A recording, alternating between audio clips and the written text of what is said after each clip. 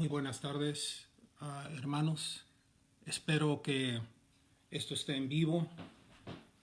Es la primera vez que trato de transmitir de esta manera. Se siente un poco extraño no estar detrás del púlpito en presencia de los hermanos y hermanas de la iglesia, pero debido a las circunstancias actuales estamos en estas condiciones.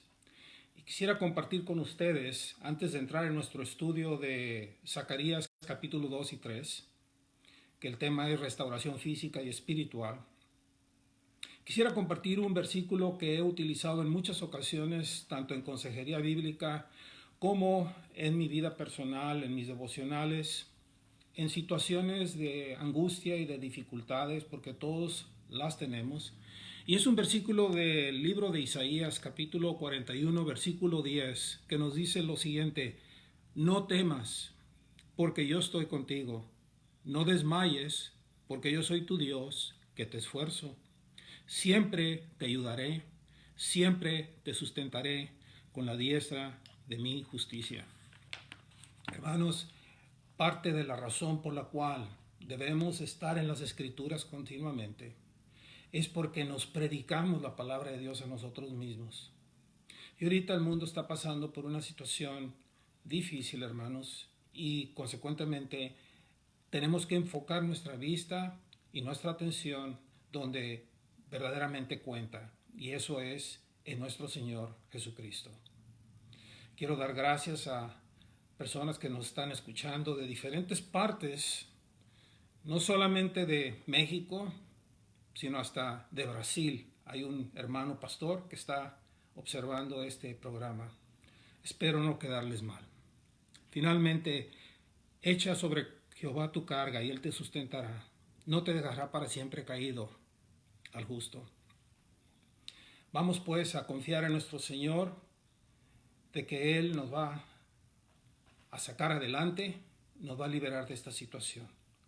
Gracias, Señor, te damos una vez más por tu presencia en nuestras vidas, que tuviste la misericordia, tuviste la gracia, Señor, de habernos alcanzado, de habernos salvado y de habernos traído a una relación personal contigo. Y ahora, a medida que abrimos tu palabra, Señor, ayúdanos a entender cuál es el mensaje que tú tienes para nosotros. Te damos gracias en el nombre de Cristo Jesús. Amén. Haciendo un breve resumen del libro de Zacarías. De hecho, tiene 3 aspectos importantes. Hay 8 visiones en total que son cubiertas en los capítulos 1 al 6. Hay 4 mensajes que son dados en los capítulos 7 y 8. Y luego los capítulos 9 al 14 son donde se enseñan las profecías que Zacarías reveló o fueron reveladas a Zacarías. Vimos que en el primer capítulo que la ira de Dios fue dirigida a 3 distintos grupos por 3 distintas razones. El primero fue en contra de la generación previa, versículos 1 al 6. O sea, los pecados que habían llevado a la nación a la ruina. Fue la razón por la cual el Señor se había irado con su gente.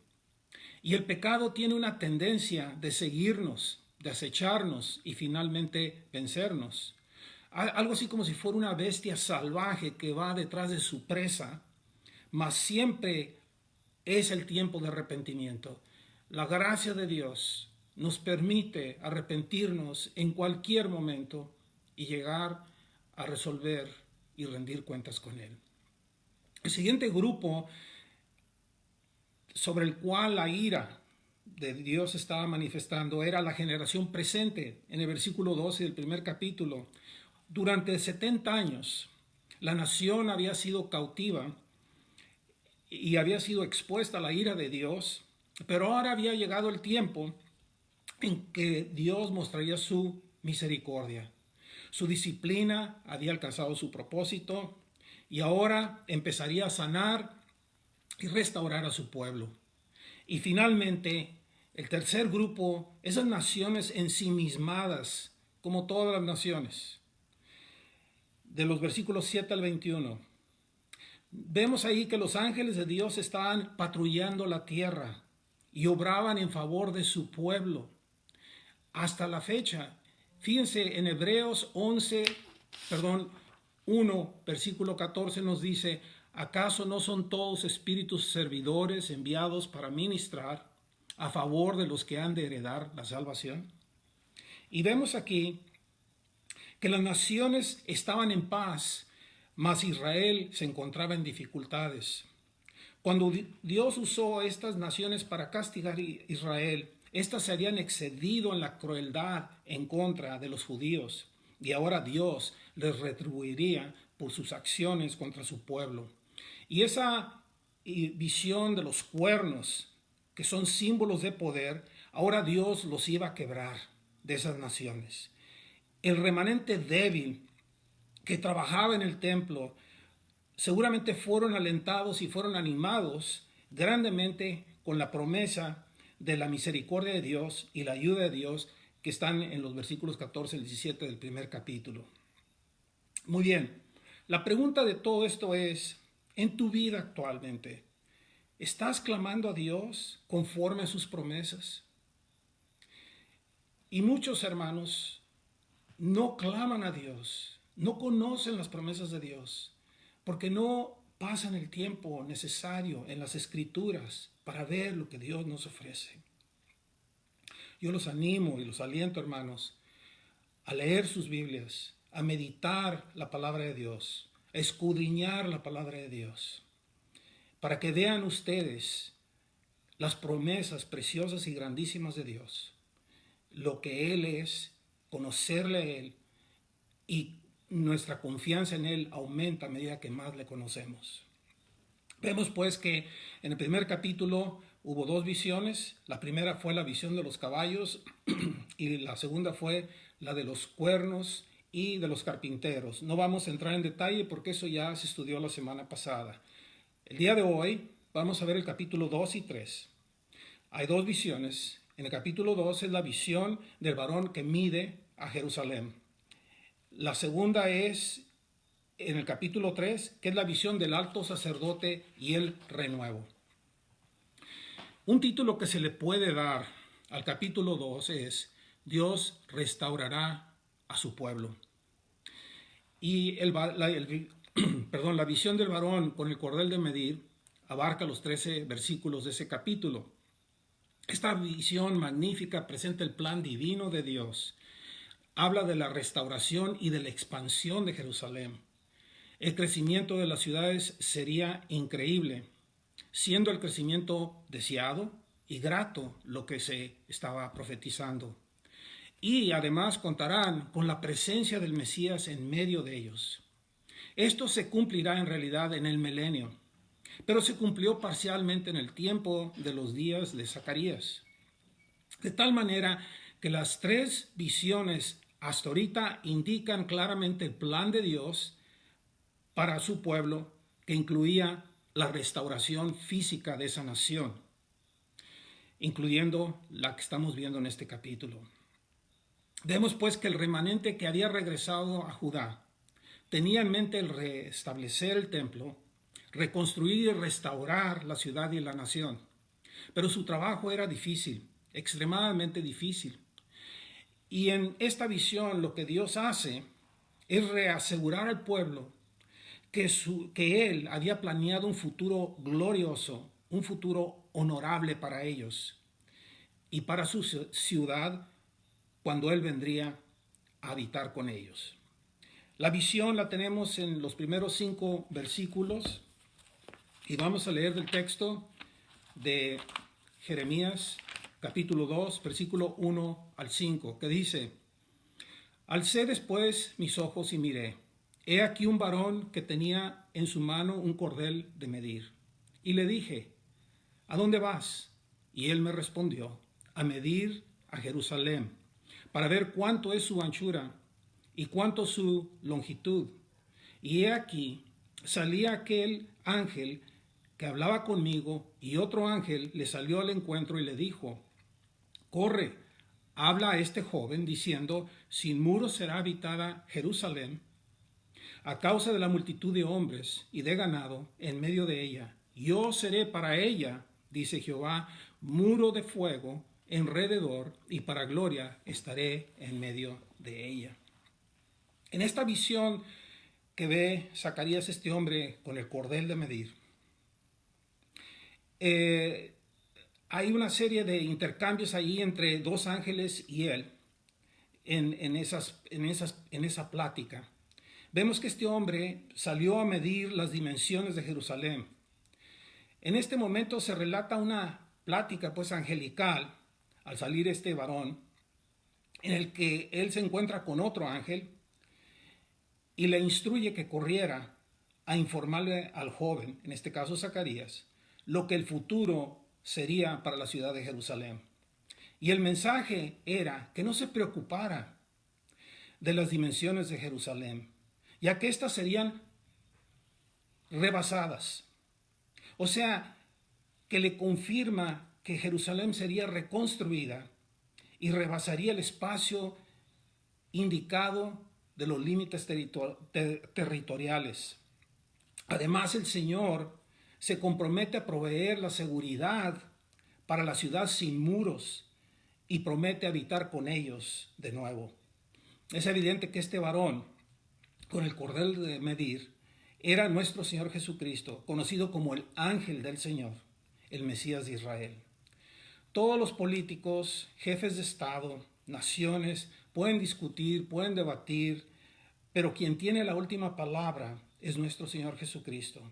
Al medir la ciudad, lo que está diciendo, esta es mi ciudad, y Él logrará sus propósitos divinos para su ciudad sin importar lo que los líderes internacionales piensen, opinen o hagan.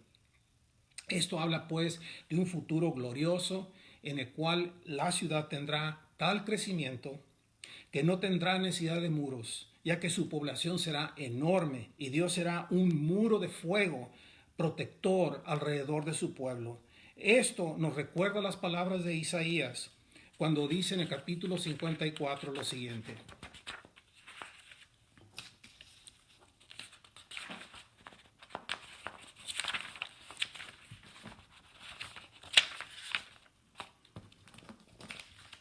Se me traspapelaron mis notas, perdón.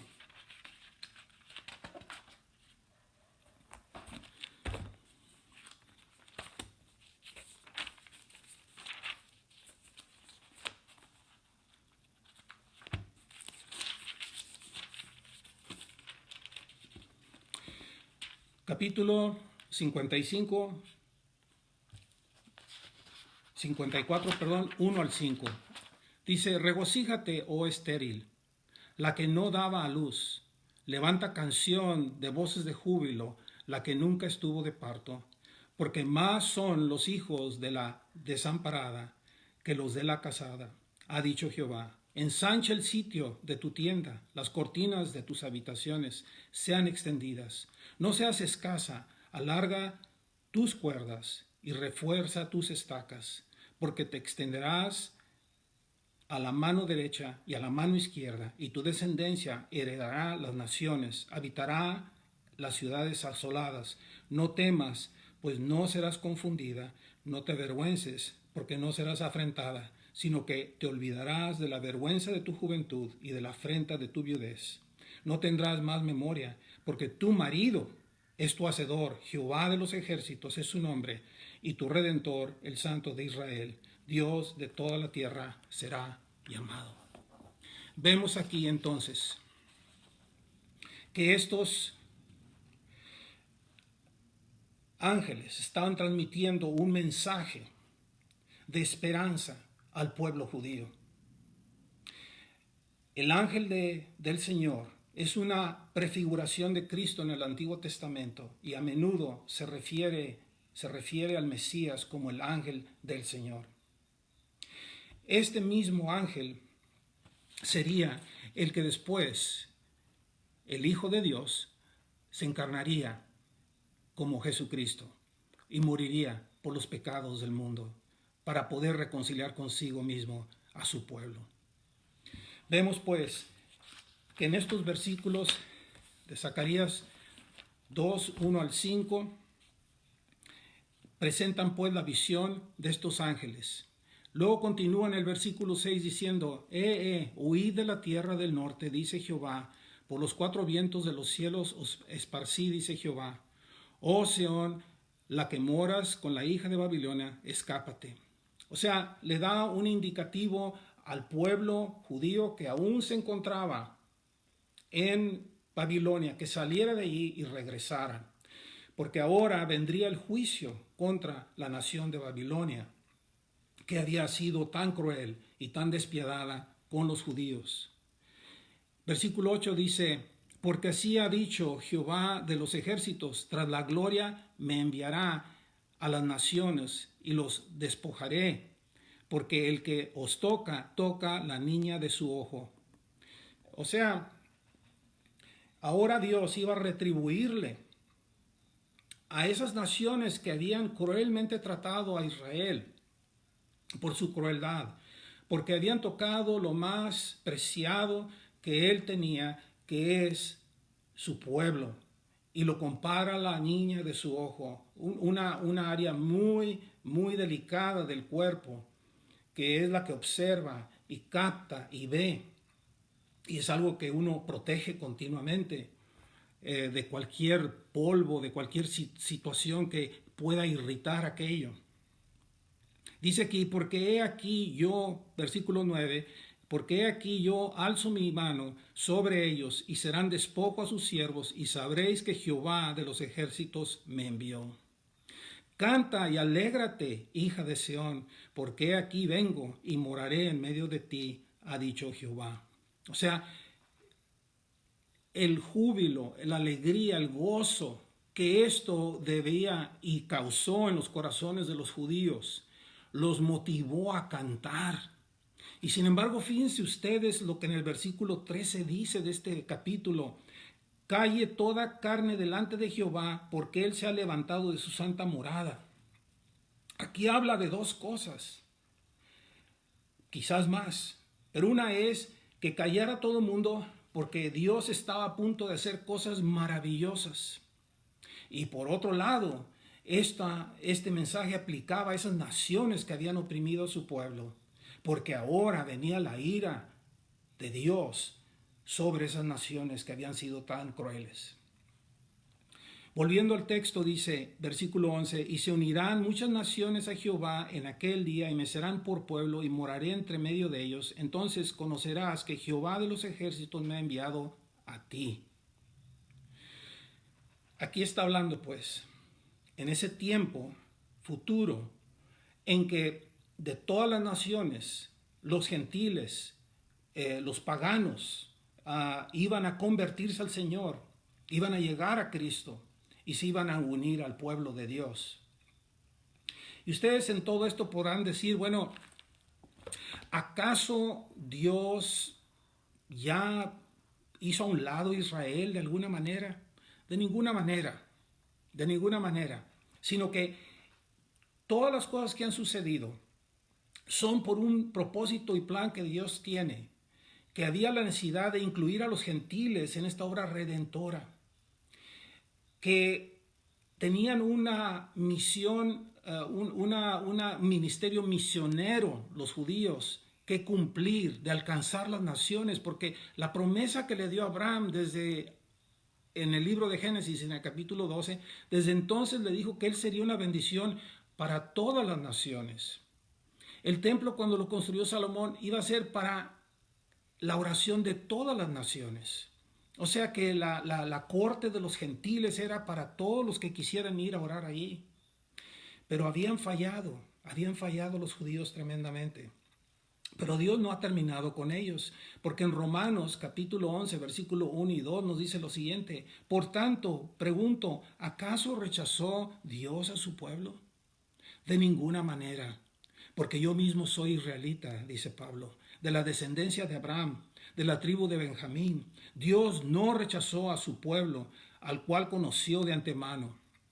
¿O no saben lo que dicen las escrituras en el caso de Elías cuando se quejó ante Dios contra Israel? versículos 1 y 2, y luego versículos 11 y 12 dice, pregunto más, ¿acaso tropezaron para que creyesen? De ninguna manera, más bien, con la transgresión de ellos, de los judíos, ha venido la salvación a los gentiles, para que aquellos sean provocados a celos. Y si su transgresión es la riqueza del mundo y su fracaso la riqueza de los gentiles, cuánto más será la plena restauración de ellos, hablando pues de su pueblo escogido, los judíos. Y ahí en los versículos 23 al 29 del capítulo 11 de Romanos amplía todavía más eso, y los invito a que lean sus Biblias después de este estudio para ver es lo que se describe ahí.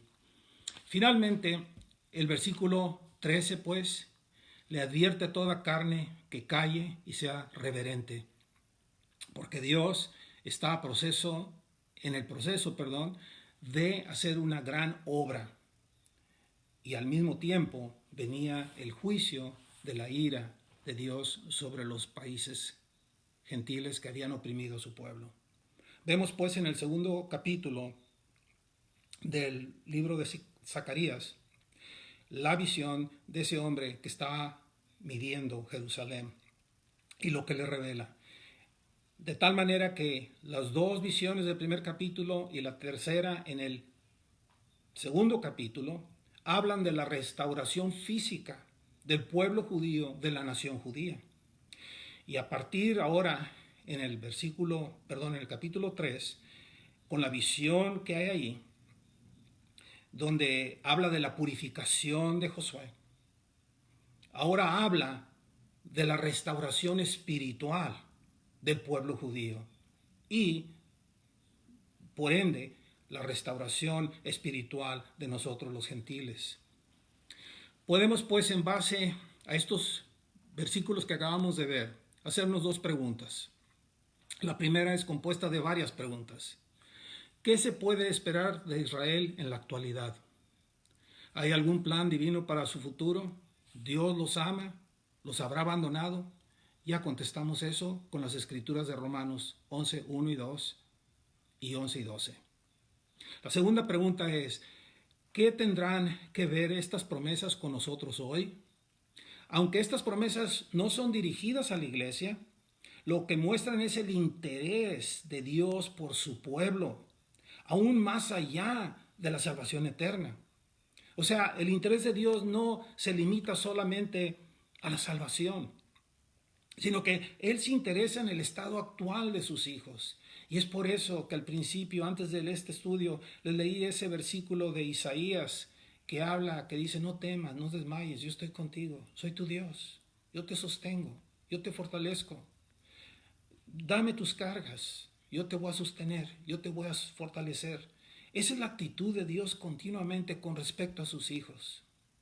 Y aún con los impíos, su gracia común. Sale el sol para tanto buenos como malos. Cae la lluvia para buenos y malos. Habla del corazón de Dios, que es un Dios de gracia, de amor. El otro punto es que, al igual que en el tiempo de Zacarías, a Dios le interesa todo lo que nos haga daño. Y ustedes se podrán preguntar, a la vista de la actual amenaza que tiene la humanidad con este virus, ustedes dirán, ¿qué beneficio puede traer esto a la humanidad? Sabemos que Dios es soberano y absoluto, y Él está en control de todo. Y sabemos que Él utiliza todas estas circunstancias de nuestras vidas con el fin de permitir estas tribulaciones de nuestras vidas y pruebas para afinar nuestra fe en Él, para que nos acerquemos más a Él, para que reconozcamos que dependemos de Él, que necesitamos de su presencia continuamente en nuestras vidas. Entonces, al igual que en el tiempo de Zacarías, Dios le interesa en la actualidad todo lo que le haga daño a sus hijos. ¿Cómo debe este conocimiento de Dios afectar nuestras vidas? Bueno, debemos de acercarnos más a Él, debemos de confiar en Él, debemos de buscar su presencia continuamente en nuestras vidas. ¿Y cómo es que debemos de corresponder al amor de Dios? debemos de amarlo por encima de todo, con todo nuestro corazón, con todas nuestras fuerzas y con toda nuestra mente y todo nuestro ser. Y el segundo mandamiento dice, es igual al primero o parecido, amar a nuestro prójimo como nosotros mismos. Yéndonos al capítulo 3, vemos la purificación de Josué. Hemos visto pues el enfoque de las primeras 3 visiones que han sido la restauración física de Israel. Y esta cuarta ahora habla de un cambio interior, interno.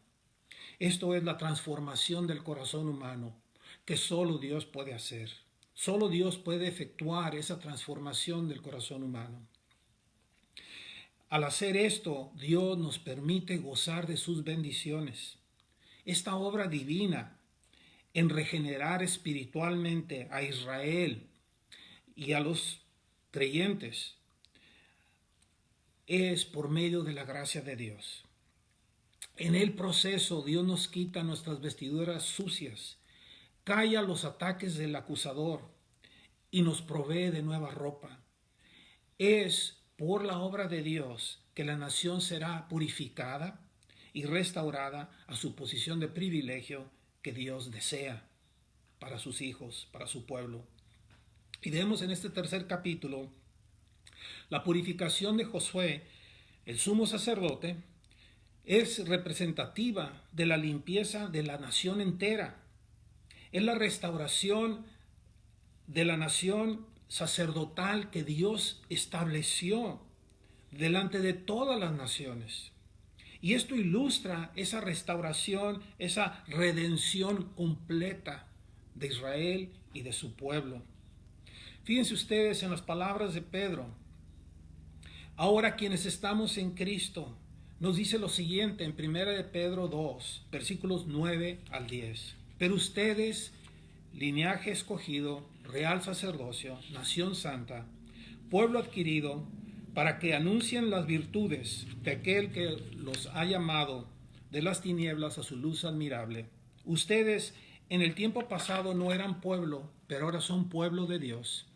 No habían alcanzado misericordia, pero ahora han alcanzado misericordia. Nosotros somos un pueblo llamado a ser sacerdotes. El rol, por ejemplo, de los esposos dentro de la familia no es nada más de proveer y de proteger, sino de ser el líder espiritual de su familia. Los padres de familia, los esposos, deben de ser los iniciadores de los estudios en casa, los devocionales en casa, la oración como familia.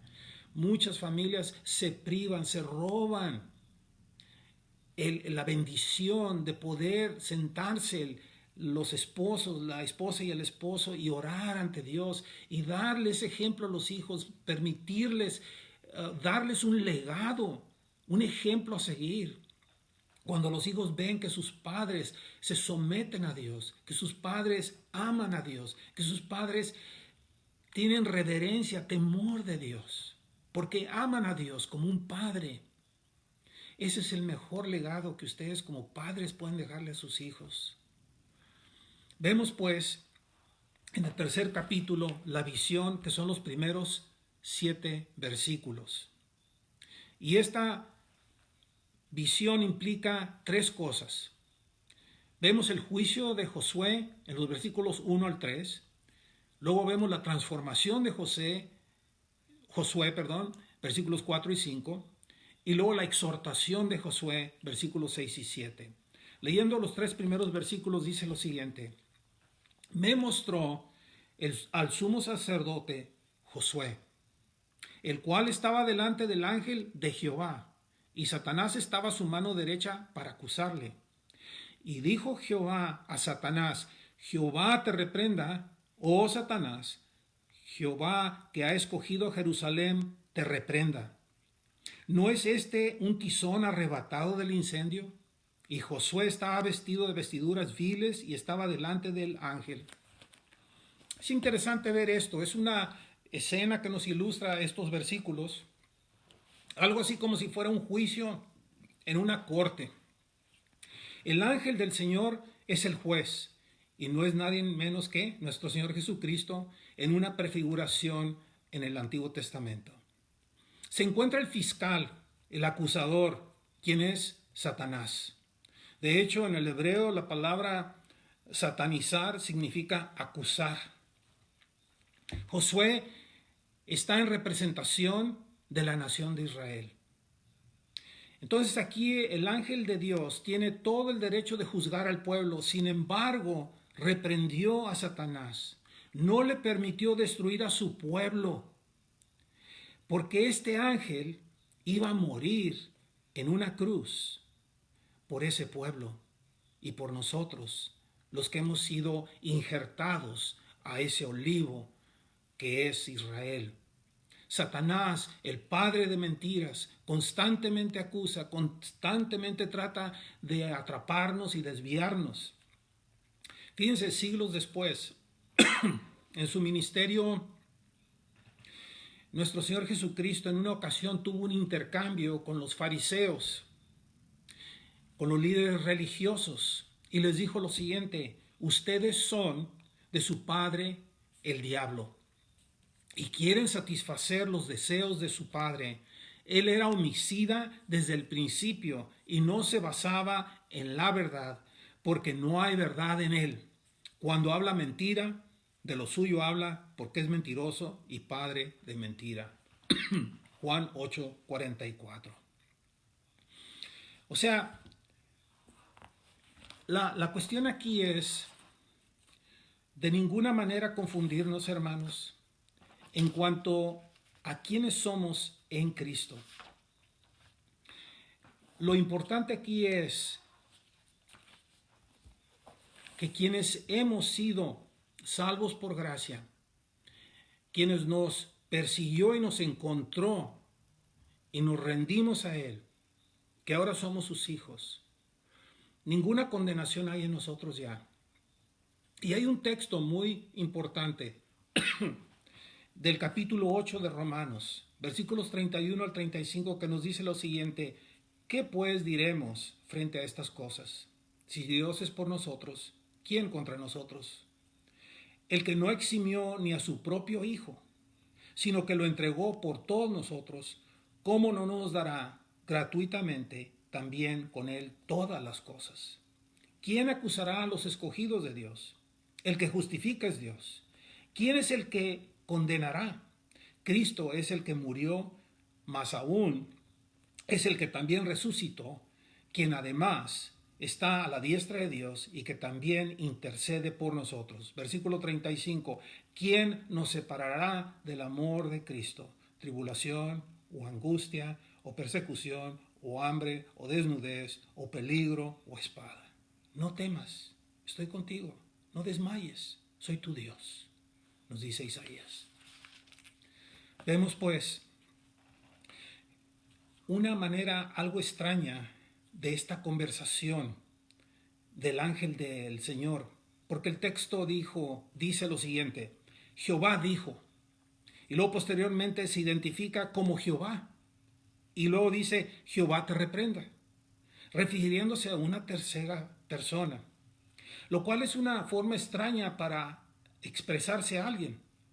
Pero en vista de la doctrina de la Trinidad, entendemos claramente que aquí el Señor estaba diciendo: te reprenda Dios, te reprenda Dios. Y Él es Dios, Padre, Hijo y Espíritu Santo. Vemos pues el motivo de esta reprensión que Él hace es eliminar cualquier duda al respecto. El Señor había escogido Jerusalén, lo había salvado de la destrucción, porque justo en el momento antes de ser consumido por el fuego, ahí nos dice en el versículo 2, lo rescató del fuego, como un tizón del fuego. Dios reprende pues al acusador, porque su gracia había preservado la ciudad, y aún sabía que no era merecedora de ello, mas en su gracia, en su misericordia, Dios, por el motivo de su gracia, no permite su destrucción. Satanás no tenía de qué acusarles. El ángel le llama la atención al tratar de condenar lo que Dios decidió salvar. Vemos pues Josué está descrito en el versículo 3 con ropa sucia. Ya que Josué representa al pueblo, la descripción de esta suciedad es algo muy feo, que de hecho es una contaminación total, la cual describe la iniquidad del pueblo. Vemos en los siguientes versículos la transformación. Versículo 4 y 5 dice: y habló el ángel y mandó a los que estaban delante de él, diciendo: quitadle esas vestiduras viles. Y a él le dijo: mira, que te he quitado de ti tu pecado y te he hecho vestir ropas de gala. Después dijo: pongan mitra limpia sobre su cabeza, y pusieron una mitra limpia sobre su cabeza y le vistieron las ropas, y el ángel de Jehová estaba en pie. Vemos aquí el amor de Dios por su pueblo, con este cambio total que Él efectuó, aunque no se lo merecieran. Al quitarle la ropa contaminada, era un acto que elimina la culpa. Algo así como lo que nos dice en Romanos 5:1, que ya no hay condenación en quienes están en Cristo. Y viste la ropa de gala, que equivale a poseer la justicia de Dios. Cuando llegamos a Cristo, Dios nos viste de Cristo, nos cubre de su sangre. Eso es lo que nos justifica, eso es lo que nos salva, eso es lo que nos santifica, que nos aparta para Él. Nada de lo que nosotros hacemos, hagamos o digamos nos puede justificar. La salvación viene de una justicia ajena, que es de nuestro Señor Jesucristo. No hay otro medio, no es por obras, es por gracia, por medio de la fe. Y esta es un don, es un regalo de Dios. Continúa ahí en el versículo 5 diciendo: póngale una nueva vestimenta, que era algo así como una toga, era un vestido de gala. Y la mitra sacerdotal era un turbante, que era de gran importancia. Y Josué así lo entendía, porque significaba aceptación ante la presencia de Dios. Y para esto tenemos que ver la descripción de la mitra en el libro de Éxodo, en el capítulo 28, porque ahí nos da una explicación amplia del significado de esta mitra y una placa de oro que estaba puesta sobre ella. Y yendo a los versículos 36 y 38 de Éxodo 28 nos dice: harás de oro una lámina en forma de flor y grabarás en ella con grabadura de sello: consagrado al Señor. Lo colocarás sobre un cordón azul y estará sobre el turbante. Estará en la parte delantera del turbante. Estará sobre la frente de Aarón. Y Aarón cargará la culpa relacionada con las cosas sagradas que los hijos de Israel hayan consagrado, todos sus obsequios sagrados. Aquí Dios les quitó el pecado y les proveyó ropa de gala. Y usó a Josué, el alto sacerdote, representativo del pueblo, para efectuar esta transformación. ¿Cómo es esta transformación del corazón humano? Bueno, a medida que uno conoce más al Señor, a medida que uno tiene una relación más íntima y apasionada con Dios, a base de oración, a base de estudiar su palabra y sobre todo en base a obedecer la palabra de Dios.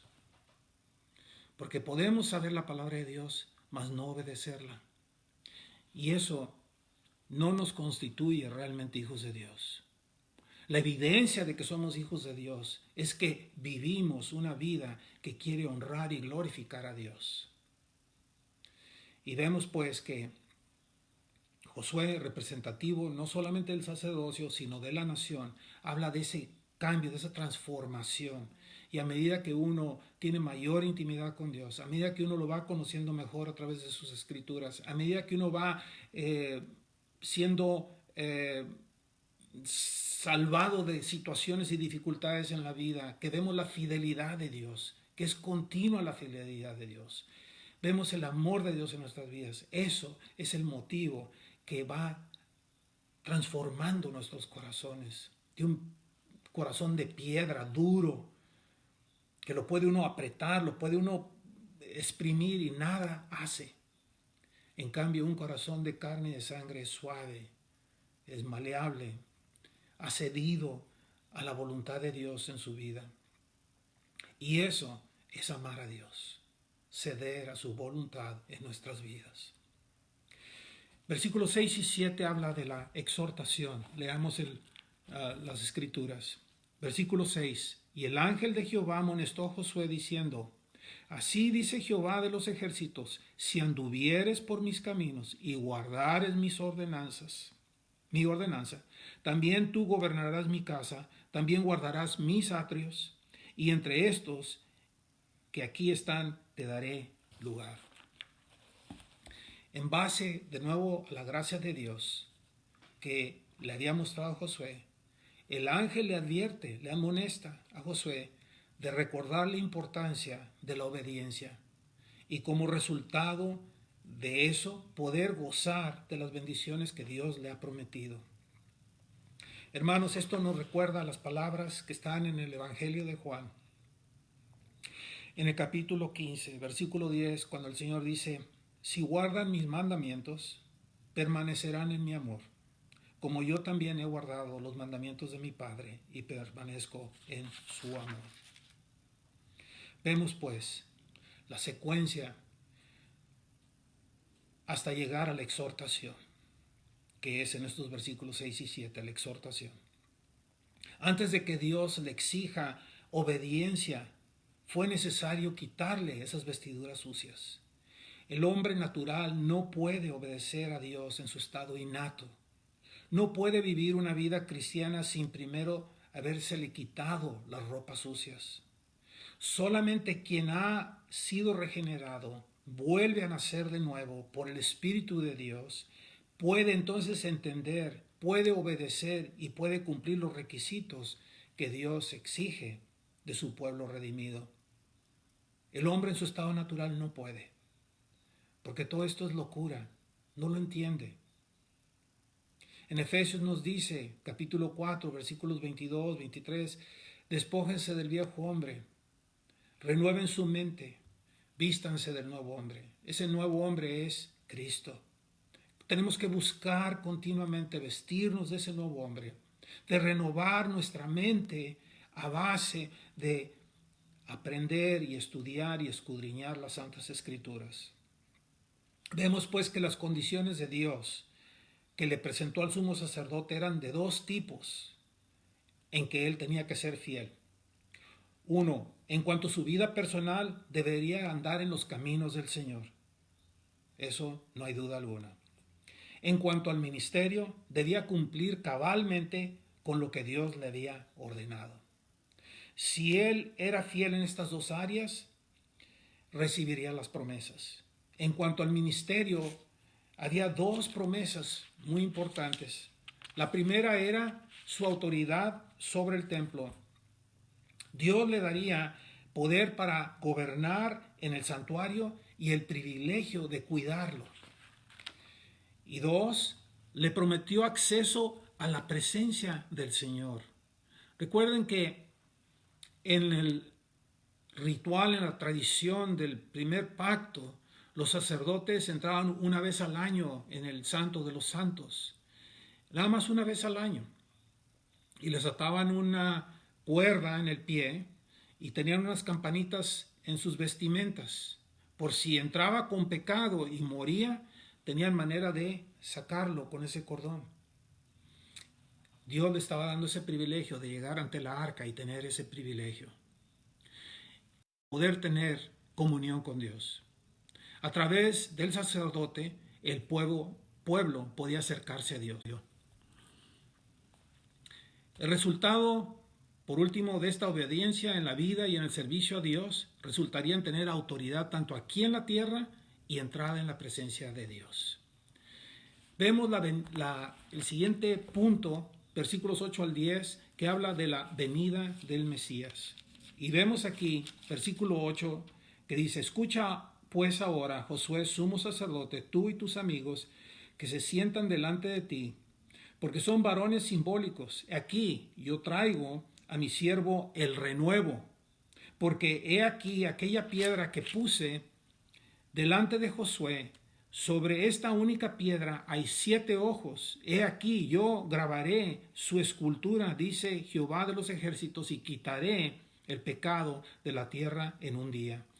En aquel día, dice Jehová de los ejércitos, cada uno de vosotros convidará a su compañero debajo de su vid y debajo de su higuera. La promesa la tenemos ahí en los versículos 8 a la primera parte del 9.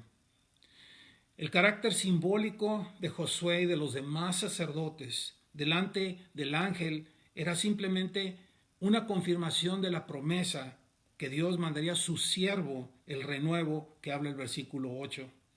Esta designación o nombre se refiere a la descripción que tenemos en varias partes de la Biblia. Por ejemplo, en Isaías 53, versículos 2 y 11, que dice el 2, subió como un retoño delante de él y como una raíz seca. No hay parecer en él ni hermosura. Lo vimos, pero no tenía atractivo como para que lo deseáramos. A causa de la angustia de su alma, verá la luz y quedará satisfecho. Por su conocimiento, mi siervo justo justificará a muchos y cargará con el pecado de ellos.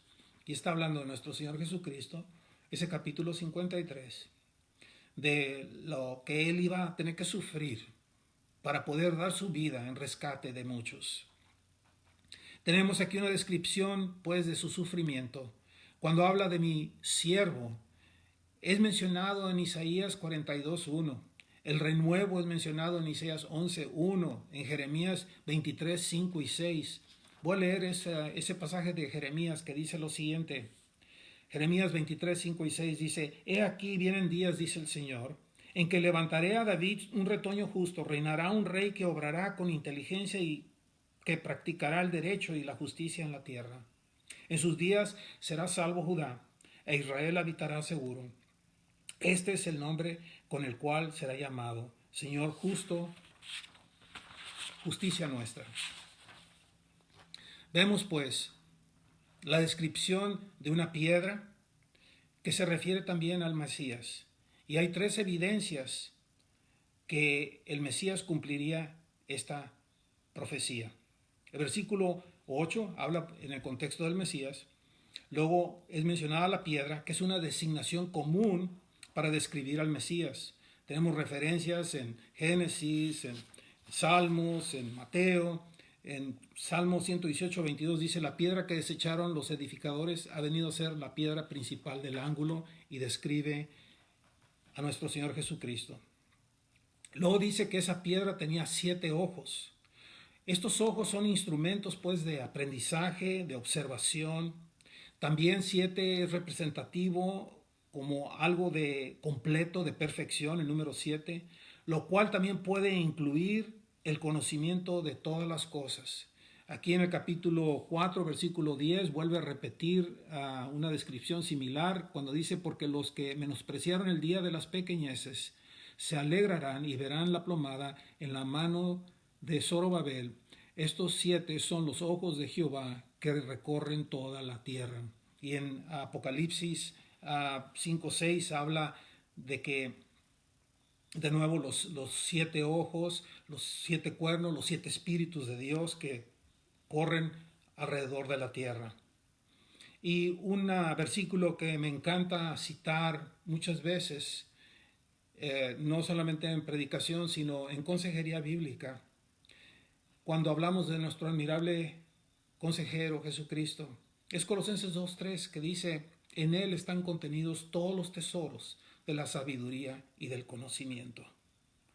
Entonces, habla pues de la perfección, habla de la omnisciencia de Dios, habla de esos atributos de Dios que son tan importantes conocer y meditar, porque eso nos permite acercarnos más y confiar más en Dios y saber que cuando estamos en la mano de Dios, estamos en el lugar seguro y nadie nos puede arrancar de ahí. Y dice, yo mismo grabaré aquella piedra. La mayoría de los comentaristas concuerdan en que habla de la belleza de Cristo como el Cordero sacrificial de Dios o de sus heridas en la cruz. O sea, hay una descripción de ese evento futuro. Finalmente, ¿cuál es el resultado, pues, de todos estos versículos? Volviendo a leer versículos 9 y 10, nos dice, porque aquí, aquella piedra que puse delante de Josué, sobre esta única piedra hay 7 ojos, y aquí yo grabaré su escultura, dice Jehová de los ejércitos, y quitaré el pecado de toda la tierra en un día. En aquel día, dice Jehová de los ejércitos, cada uno de vosotros convidará a su compañero debajo de su vid y debajo de su higuera. El primer resultado que vemos aquí es que la culpa, la iniquidad, sería eliminada, lo cual sería una vez por todas, como descrito en el día de expiación de Hebreos 9:26. Pero antes de eso, quiero hacer hincapié en algo. El versículo 25 habla pues y anteriores de los sacerdotes conforme al rito sacerdotal, que continuamente estaban sacrificando animales para cubrir pecados. Pero Cristo, una vez por todas, murió para expiar los pecados del mundo. Dice, de otra manera, versículo 26 de Hebreos 9, de otra manera le habría sido necesario padecer muchas veces desde la fundación del mundo, pero ahora Él se ha presentado una vez para siempre en la consumación de los siglos para quitar el pecado mediante el sacrificio de sí mismo. Entonces, el primer resultado de esto, eliminación de pecado. El segundo resultado es que en su venida habrá paz y seguridad, como nos dice el versículo 10. Esa expresión de estar debajo de su vid y debajo de su higuera es empleado en diferentes y frecuentemente en diferentes secciones del Antiguo Testamento y frecuentemente en el Antiguo Testamento, y se refieren a seguridad y prosperidad. Una referencia de ellas es en 1 Reyes 4, 24 al 25, y esto es durante el tiempo de Salomón.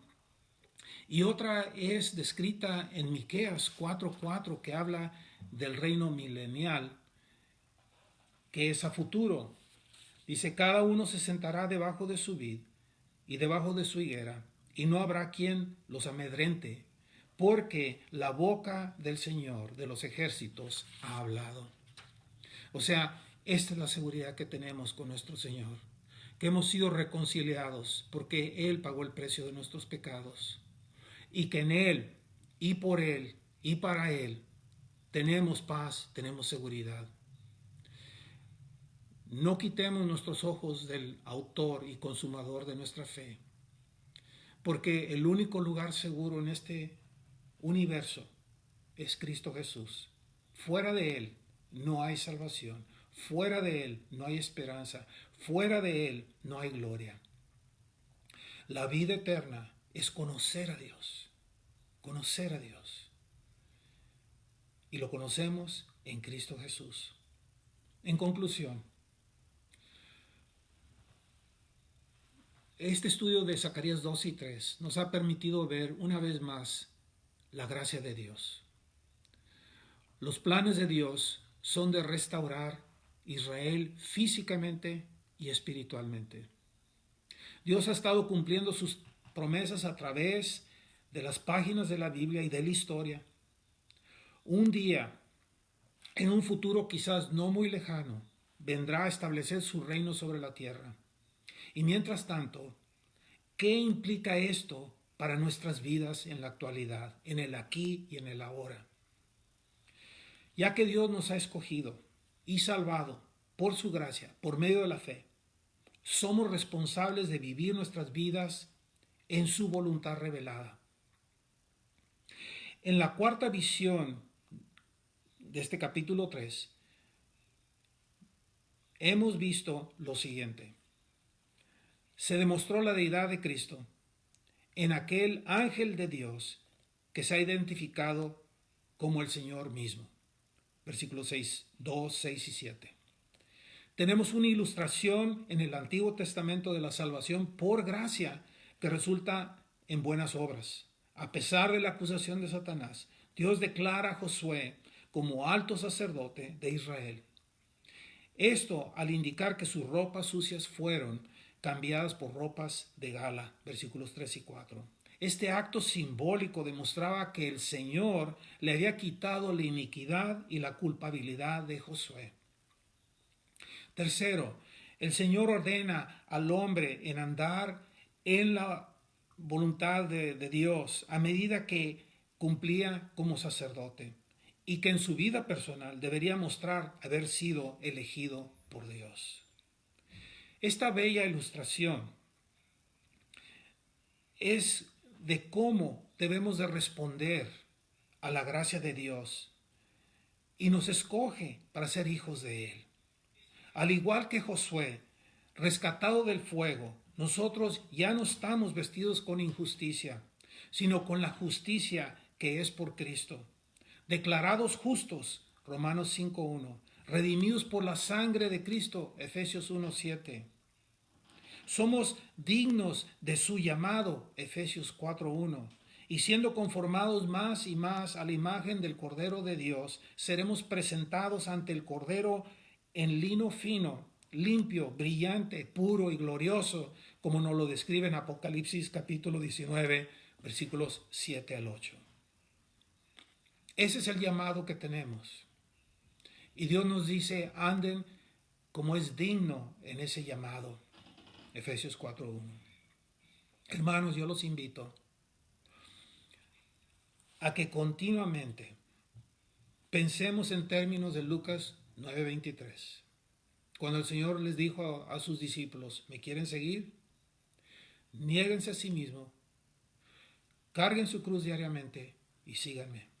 Todos los días tenemos que negarnos y cederle ese lugar que solo le pertenece a Dios en nuestras vidas. Y tenemos que morir a nosotros.